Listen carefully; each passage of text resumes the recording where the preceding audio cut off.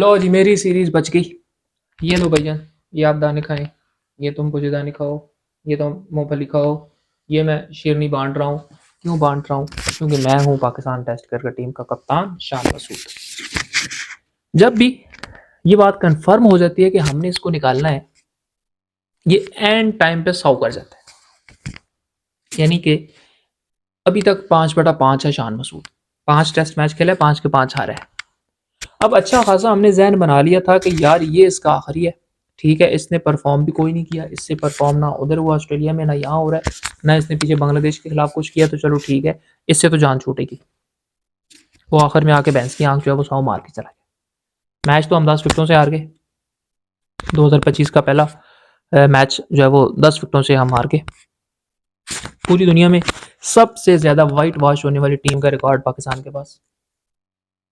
मतलब कोई समझ ही नहीं आ रही हो क्या रहा है, हम क्या कर रहे हैं।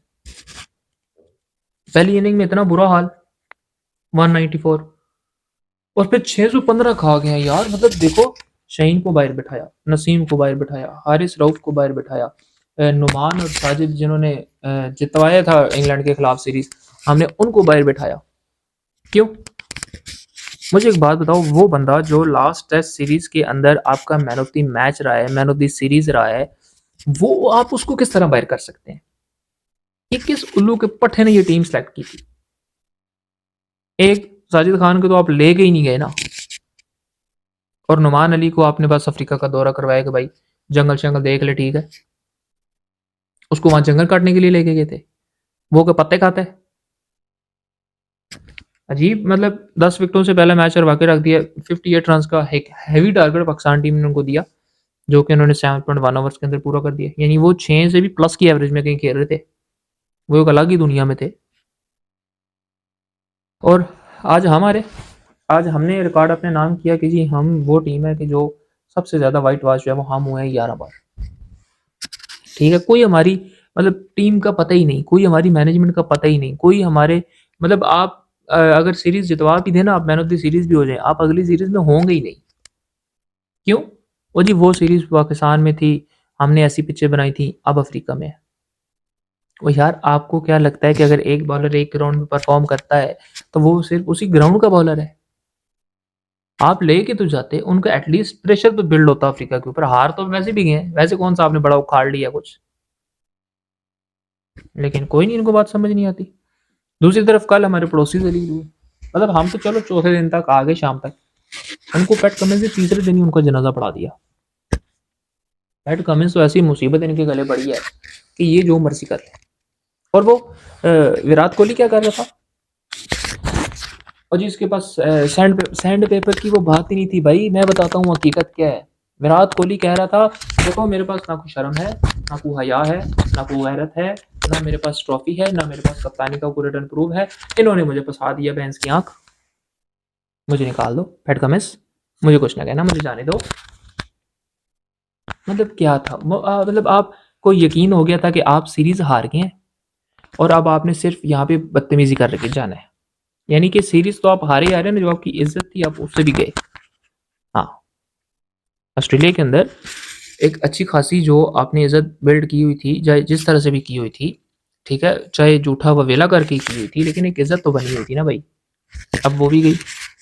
और पैट कमिंस के बारे में मैं सिर्फ एक जुमला कहूंगा कि उसने एक बात साबित की है, पैट कमिंस ने, कि मर्द जब पर्सनल होता है ना, मर्द की जब अना जागती है, तो वो एक 19 साल के बच्चे के पीछे 140 करोड़ की आवाम को ठोक देता है। हाँ, उसने आपके साथ ये किया, ठोक के रख दिया पैट कमिंस ने। और ये जब बदतमीजी कर रहे थे, वो आपने तस्वीर देखी है ना, कैसे देख रहा था पैट कमिंस इनको, लगते पुत्र हो तुम लोग मेरे। भाई 19 साल के बच्चे के पीछे पैट कमिंस ने खुदा की कसम इनकी दजियां उड़ा के रखी है।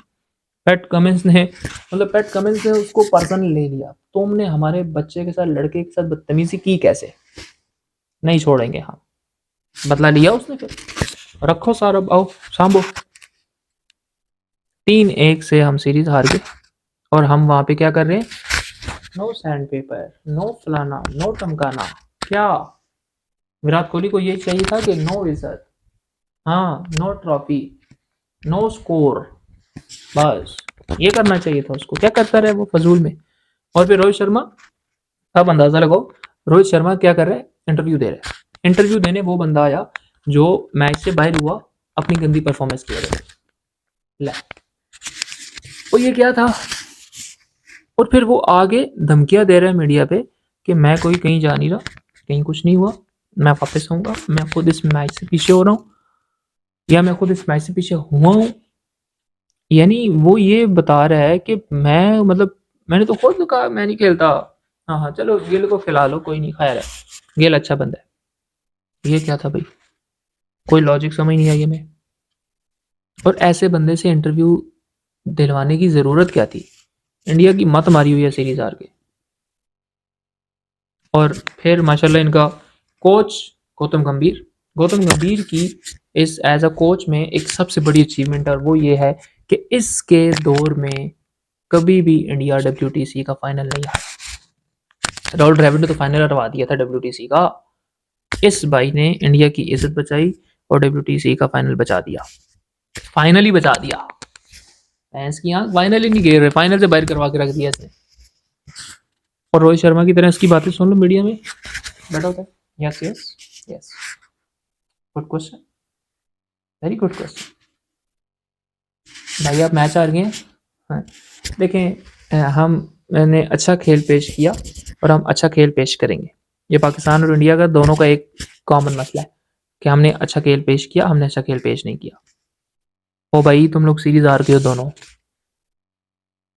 अब जाओ अपने अपने मुल्कों में और जाके एक नई जो है वो कहानी सुना दो उनको कि हम क्यों आ रहे हैं। इसके अलावा तो कौमें, दोनों कौमें मान जाएंगी, दोनों ही फारिग हैं। हाँ कोई मुंह मत्था कोई नहीं, दोनों का, दोनों ही ऐसी है। तो ये नाजरीन अभी तक की अपडेट्स। अगर हमारे चैनल के ऊपर नहीं है तो हमारे चैनल को सब्सक्राइब करें। बहुत जल्द मिलेंगे इंशाल्लाह अपनी अगली वीडियो के साथ, तब तक के लिए अल्लाह।